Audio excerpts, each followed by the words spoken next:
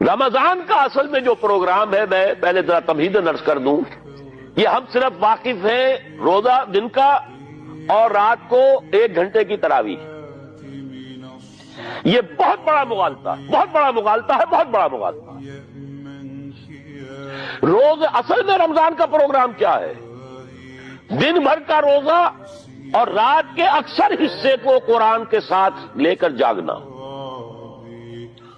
لیکن حکمت خداوندی نے پہلے حصے کو تو فرض کیا ہے، دوسرے کو فرض نہیں کیا، اس کو ترغیب اور تشویق پر چھوڑ دیا ہے۔ لیکن اس کی جو اہمیت ہے میں چاہتا ہوں کہ پہلے اچھی طرح اس کو سمجھ لیں آپ۔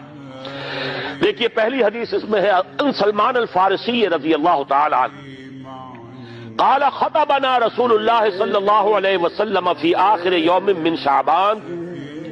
حضرت سلمان فارسی سے مروی ہے، انہوں نے فرمایا کہ خطبہ ارشاد فرمایا ہمیں اللہ کے رسول نے صلی اللہ علیہ وسلم شعبان کے آخری دن۔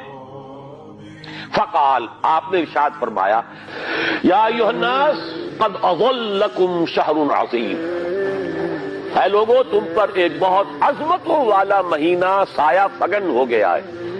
دیکھیے سایہ فگن سے وہ انگریزی کا محاورہ آپ کے ذہن میں آنا چاہیے، coming events cast their shadows before.